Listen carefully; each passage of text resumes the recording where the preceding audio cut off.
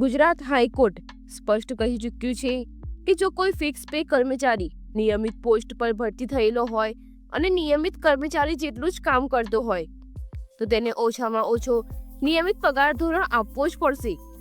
એટલું જ નહીં, ફિક્સ પે પર કામ કરેલો સમય પણ સંપૂર્ણ સેવા ગણાશે અને પેન્શન, ગ્રેજ્યુટી તથા સિનિયોરિટી જેવા તમામ લાભોમાં ગણતરી થવી જ જોઈએ. છતાં પ્રશ્ન એ છે કે જ્યારે કોર્ટનો આટલો સ્પષ્ટ ચુકાદો આવી ગયો છે તો પછી છેલ્લા 14 વર્ષથી સરકાર આ ચુકાદા સામે સુપ્રીમ કોર્ટમાં SLP દાખલ કરીને કેસને પેન્ડિંગ કેમ રાખી રહી છે? અને સૌથી મોટો સવાલ એ છે કે શું ફિક્સ પે કર્મચારીઓને ન્યાય હવે મળશે કે પછી ફરી એક વખત તારીખ પર તારીખ જ પડતી રહેશે? નમસ્કાર. ગુજરાત રાજ્ય સરકારના અલગ અલગ વિભાગોમાં કામ કરતા તમામ ફિક્સ પે કર્મચારી મિત્રો, આપ સૌનું સ્વાગત છે આપણી YouTube ચેનલ મારી વાત ગુજરાતમાં. મિત્રો, જો તમે ફિક્સ પે પર નોકરી કરો છો તો આજનો વિડીયો અંત સુધી જરૂર જોતા રહેજો, કારણ કે આ વિડીયો માત્ર માહિતી નથી પરંતુ તમારા પગાર, તમારી સેવા અને તમારા ભવિષ્ય સાથે સીધો જોડાયેલો છે.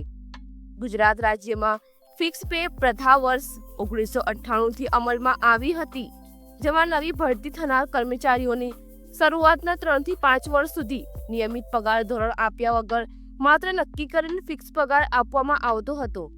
આ સમયગાળા દરમિયાન કર્મચારીઓને ન તો મોંઘવારી ભથ્થું મળતું હતું, ન તો વાર્ષિક વધારો, છતાં તેઓ નિયમિત કર્મચારીઓ જેટલું જ કામ કરતા હતા. અહીંથી એક મોટો પ્રશ્ન ઊભો થયો કે જ્યારે કામ અને જવાબદારી એક સરખી છે તો પગાર અલગ કેમ? આ જ પ્રશ્નને લઈને ફિક્સ પે કર્મચારીઓ ગુજરાત હાઈકોર્ટમાં ગયા અને વર્ષ 2012માં ગુજરાત હાઈકોર્ટે એક ઐતિહાસિક ચુકાદો આપ્યો. હાઈકોર્ટે સ્પષ્ટ શબ્દોમાં કહ્યું કે સમાન કામ માટે સમાન વેતનનો સિદ્ધાંત લાગુ પડે છે અને જો કોઈ ફિક્સ પે કર્મચારી નિયમિત પોસ્ટ પર ભરતી થયેલો હોય અને નિયમિત કર્મચારી જેટલું જ કામ કરતો હોય તો તેને ઓછામાં ઓછો નિયમિત પગાર ધોરણ આપવો જ પડશે.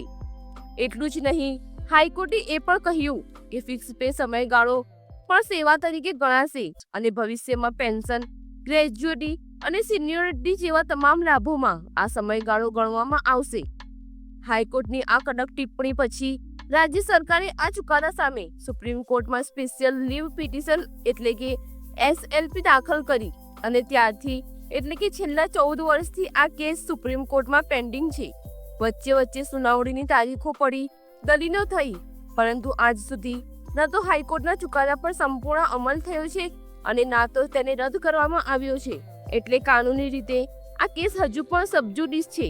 હવે હાલની પરિસ્થિતિ બહુ મહત્વની છે, કારણ કે સુપ્રીમ કોર્ટ તરફથી સ્પષ્ટ સંકેત આપવામાં આવ્યો છે કે આગામી ફેબ્રુઆરી 2026ની સુનાવણી દરમિયાન જો ગુજરાત રાજ્ય સરકાર તરફથી વકીલ હાજર નહીં રહે તો કોર્ટ સીધો ચુકાદો સંભળાવી શકે છે અને એ સ્થિતિમાં હાઈકોર્ટ દ્વારા આપેલ સ્ટે હટવાની સંપૂર્ણ શક્યતા છે. જો આ કેસ ફિક્સ પે કર્મચારીના પક્ષમાં ચૂકવાય તો તેમને નિયમિત પગાર ધોરણનો લાભ મળશે, ફિક્સ પે સમયગાળો સેવા તરીકે ગણાશે, સિનિયોરિટી અને પેન્શનના લાભો મળશે અને મોટા પ્રમાણમાં બાકી રકમ એટલે કે એરિયર્સ પણ મળવાની શક્યતા છે. બીજી તરફ જો ચુકાદો સરકાર પક્ષમાં આવે તો ફિક્સ પે યોજના કાયદેસર ગણાશે, ભૂતકાળના લાભ મળવાની શક્યતા ઓછી રહેશે, પરંતુ સરકાર પર નીતિગત દબાણ ચોક્કસ વધશે. તેથી મિત્રો, આ સમયે સૌથી જરૂરી વાત એ છે કે કોઈ પણ અફવાઓ પર વિશ્વાસ ન કરો અને ફક્ત સુપ્રીમ કોર્ટના અધિકૃત આદેશ પર જ ધ્યાન આપો. જો તમે ફિક્સ પે કર્મચારી છો તો આ વિડીયો વધુમાં વધુ મિત્રો સુધી પહોંચાડો, જેથી કોઈ પણ વ્યક્તિ માહિતી વગર ન રહે. ચેનલ પર નવા હોય તો સબસ્ક્રાઇબ કરો અને બેલ આઇકોન દબાવવાનું ભૂલશો નહીં.